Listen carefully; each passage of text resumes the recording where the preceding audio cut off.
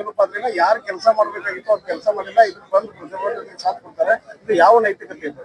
ಇದು ಯಾವ ನೈತಿಕತೆ ಅಲ್ಲ. ನಾವು ಅವ್ರಿಗೆ ಅಸಹ್ಯ ಅಪಮಾನಕ್ಕಪ್ಪ ಅವ್ರು ತಿಳ್ಕೊಬೇಕು. ಯಾಕಪ್ಪ ಅಂದ್ರ 3-4 ಮಂದಿ MLA ಇದ್ದಿರ್ತಕ್ಕಂತ ಇಲ್ಲಿ ಊರಾಗ ಕುಡಿಯಾಕ ನೀರಿಲ್ಲ. ನಿನ್ ಹೋಗಿದ್ವು ಅಲ್ಲಿ ಅಮೀನ್ ಬಾವಿ ಒಳಗ ಹೋದಾಗ ಅಲ್ಲಿ ಅವ್ರು ಕುಡಿಯಾಕ ನೀರಿಲ್ಲ, ಇಲ್ಲಿ ನೀರ್ ಸಂಬಂಧ ಜಗಾಡತ್ತಾರ. ಇವೆಲ್ಲ ವಿಚಿತ್ರ ಆಕತಿ. ಯಾಕಂದ್ರ 34 ಉಮೇಶ್ ಕತ್ತಿ ಅವ್ರ ಅಧಿಕಾರದಾಗಿದ್ದಾಗ ನೀರಾವರಿ ಮಾಡ್ಬೇಕಾಗಿತ್ತು. ಈಗ ಇದು ಶಾಸಕರೇ ಏನ್ ಮಾಡತ್ತಾರ ಅವ್ರ? ಹೌದು, ನಮ್ ಜಿಲ್ಲೆಯವರ ನೀರಾವರಿ ಸಚಿವರು ಇದ್ರು. ಜನಗಳಿಗೆ ನೀವು ಏನ್ ರೈತ ಸಂಘಟನೆ ಹೋರಾಟ ಮಾಡಿದ್ರಿ, ಎಲ್ಲಾ ವರ್ಗದವರು ಬೆಂಬಲ ಕೊಡ್ತಾರೆ. ಏನು ವಾಸ್ತವಿಕತೆ ಅಂದ್ರೆ ರಾಜಕಾರಣ ಸಂಬಂಧ ಬಿಟ್ಟು ಏನು ಸತ್ಯಾಸತ್ಯತೆ ಜನರ ಮುಂದೆ ನೀವು ಮೊದಲು ಬಯಲಿಗೆ ಹೇಳ್ಬೇಕು. ಯಾರಿಂದ ಹಿನ್ನಡೆ ಆಯ್ತು ಅಭಿವೃದ್ಧಿ. ಈಗ ಇಲ್ಲಿ ಇರ್ತಕ್ಕಂತ ಇಲ್ಲ ಶಾಸಕರಿಂದ್ರನ ಆಗೈತಿ. ಇವತ್ತು ಉಮೇಶ್ ಕೊತ್ತಿ ಕುಟುಂಬ ಇರ್ಬೋದು, ಅದ್ ಹಿಂದಿರ್ತಕ್ಕಂತ ಏನ್ ಮಲ್ಲಿಕಾರ್ಜುನ ಏನ್ 3-4 ಮಂದಿ MLAಗಳದಾರು.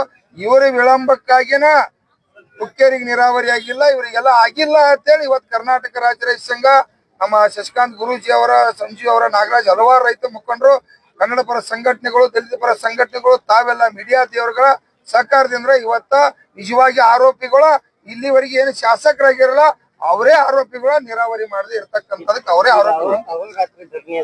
ಅವ್ರ ಹತ್ರ ನಿರಂತರ ಮುಂದುವರಿತೈತೆ. ಎರಡನೇ ಗುರ್ಲಾಪುರ ಆಗುದನ್ನ ಆಗ್ಲೇಬೇಕಾಗ್ತೈತಿ. ಯಾಕಂದ್ರ ಪಾಪ ಇವತ್ತು ಇವ್ರು ಬೆಳಗಾವಿ, ಬಾಗಲಕೋಟೆ, ಬಿಜಾಪುರ ನೀರ್ ಕೊಡ್ತಾರ. ಇವ್ರು ಕುಡಿಯಾಕ ನೀರ್ ಇಲ್ಲಪ್ಪ ಅಂದ್ರ ಮಾಡ್ಲೇಬೇಕಾಕತಿ.